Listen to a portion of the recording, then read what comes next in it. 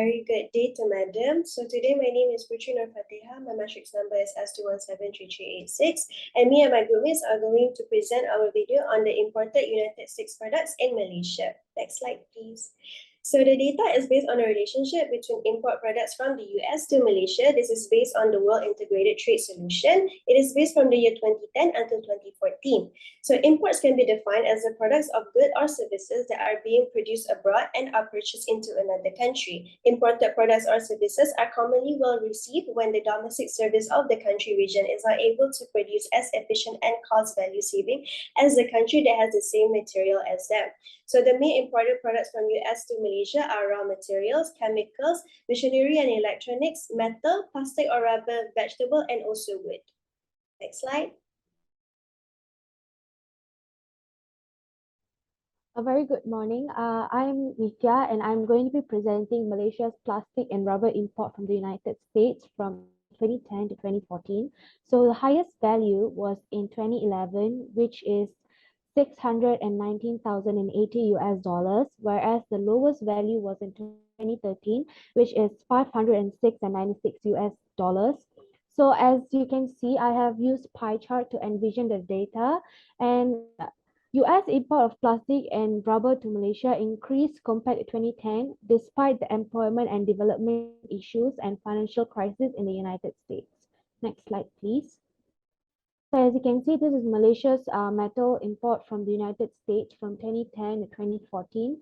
And the highest value was in 2011 and the lowest is on 2014, which is 680 and 918 US dollars.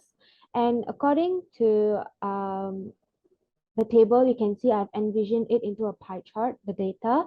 Prices for most commodities dropped in 2014, although US had the strongest economic growth in 2014 since recession. Metal import from the USA to Malaysia was the lowest in 2014. Thank you. Hello, my name is Nabila and I will be presenting Malaysia chemicals import from United States from 2010-2014. The data are categorical data, so table and bar charts have been created to visualize the data. Next slide, please. As you can see, there isn't any significant changes in these 5 years as chemicals are needed to prepare essential human daily life needs. So the peak for each year are nearly on the same level. Next. I will also be presenting about Malaysian machinery and electronics import from United States from 2010 to 2014. In this case, I also use table and bar chart to visualize the data.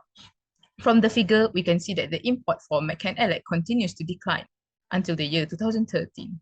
This might be due to the long shelf life of Mechan-Elec, so there is no need to buy new items so soon.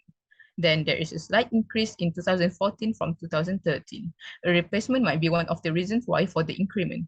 That's all from me. Thank you. So good morning, everyone. I'll be presenting the Malaysia wood import from United States, and this is a table for the figures. I visualized the figure into a bar chart. According to the graph, the import was around 277 US dollars in 2011, which was the highest year from 2010 to 2014. There were also similar increases in year 2012, but there wasn't significant change during these 5 years. So this is the Malaysia raw materials imported from United States also, and made it into a bar chart, donut chart. This chart shows the raw materials that Malaysia imported from US dollars. And as you can see from this bar chart, it is interesting to find the amount of raw materials steadily increased every year, that almost tripled before at the end of 2013, nearly a quarter of the total amount happening in year 2014. Thank you. Right, hello everyone, my name is Naim and I'll be presenting for the Malaysia vegetables import from the United States from 2010 to 2014. So here's our table, and according to the graph we've provided, the highest value was in 2011 with 538,024 US thousand dollars, and the lowest would be 2014 with 362,527 US thousand dollars.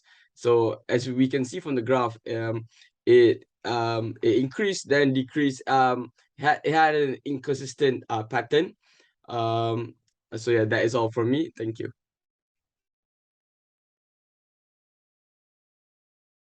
Hi, Muhammad Daniel bin Mustafa Kamal. I'm going to present the major findings All in all, this particular data portrays Malaysia import products from the United States from 2010 to 2014. The unit used to calculate the value is US$1,000. As this data was collected from the World Integrated Trade Solution, we may classify this research as a secondary data. From this data, we also knew that Malaysia imported several products from United States from 2010 to 2014, which are plastic and rubber, metal, chemical, machinery and electronics, wood, raw materials, and vegetable. Moreover, amongst all imported products, machinery and electronics holds the highest value, while on the other hand, wood holds the lowest value. Moving on to the next slide.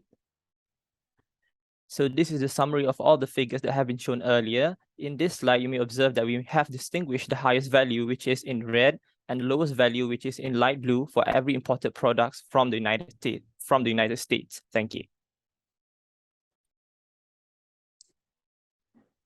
All right, and for our last part, in conclusion, we can say that goods from the US imported to Malaysia are consistent with the demand. Malaysia currently gets various imported goods from the United States due to many factors such as the important growth of development of Malaysia, the limited skills, and also the requirements needed.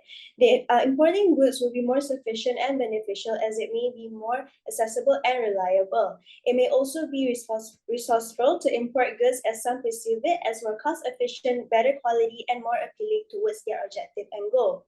In all, consistency of important goods varies from time to time depending on various economic factors. That is all from us. Thank you.